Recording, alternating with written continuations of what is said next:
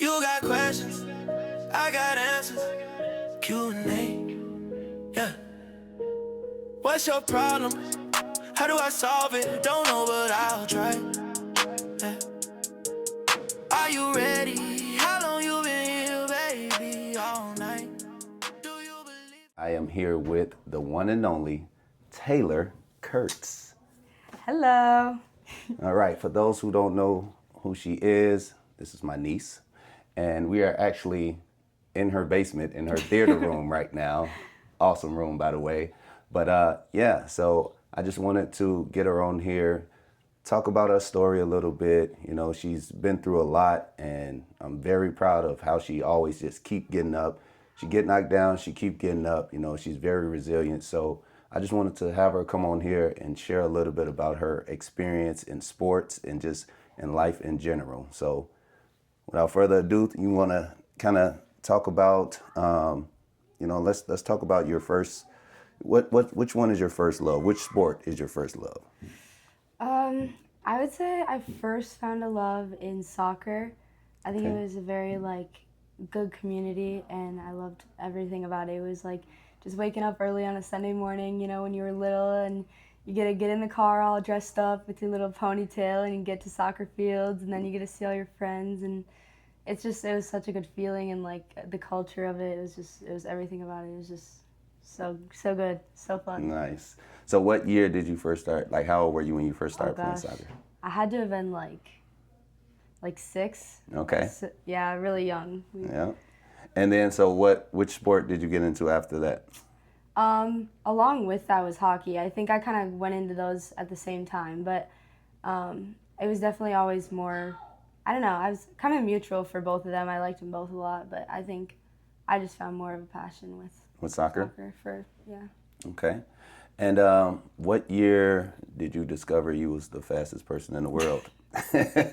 What year did you get into track? My first year, I think I was in 7th grade when my coach came up and he was like, "You gotta get out there." Like, he saw me on the soccer field and he was like, "You should try track." And Yeah. so obviously I started doing that. I used to run the mile when I was in 5th grade, and I'd always have a competition with the boys to see if I could beat them and Yeah, stuff. yeah. And yeah, it was always something. I never knew how to actually apply it until I got into 7th grade, and then I had my first setback, which was when I fractured my hip. Mm-hmm. And it was just a combination of pushing myself a little too hard and not listening to my body. And so that took me out for the rest of that year, which was obviously a bummer, but Yeah. it took a lot to get back into it. But after a while, I came back and I ended up going to state, so that was pretty fun. Yeah, I bet it was. Yeah.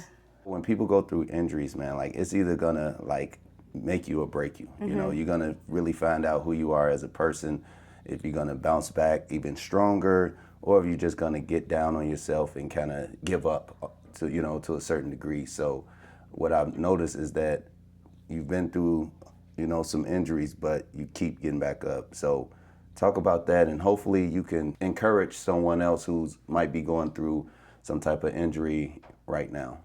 Yeah, I'd say for sure when I first got hurt with my first injury, which was my hip, that was really something. It was a mix of I'd go to my other sports and I'd see all my friends playing, and it'd just be wow, I just had to sit there and be why did this have to happen to me? Why was this me? But I got back into sports again and I started playing, and obviously that process isn't easy because you literally start from zero and you have to build yourself back up, and there's going to be a lot of setbacks within that where it's what if I'm not good enough? What if I wasn't as good as I was before, and it's all the doubt that, circles through you. But overall, a big thing for me was finding faith in Jesus and being able to just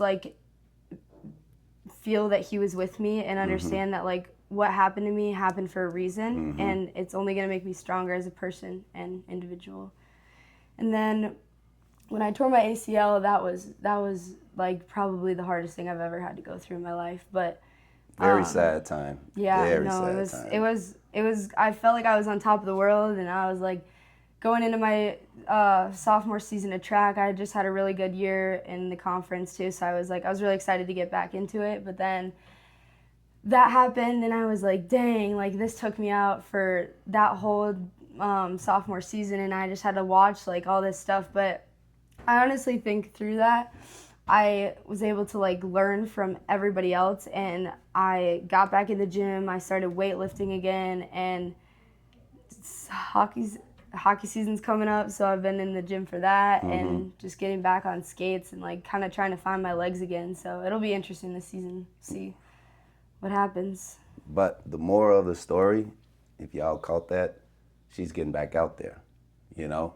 She's getting back out there. It doesn't matter how bad the injury is, what she's been through. As you can see, she found God, found Jesus in that process, made her stronger, gave her the courage to get back out there and keep trying. That's the message that I want everybody to gather from this is no matter how hard you fall and get knocked down, you just got to keep getting back up, you know, and keep your faith in God for sure. Is there anything you want to tell the people before we head out?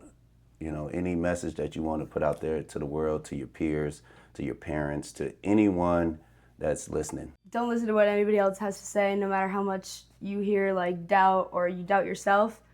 You need to believe in yourself. That's the biggest thing, and no one else defines you but yourself. So believe in yourself, have the confidence, and go out there and do the best you can do. And whatever you do, make sure you get them smooth together. We out. You got questions, I got answers. Q&A, yeah. What's your problem?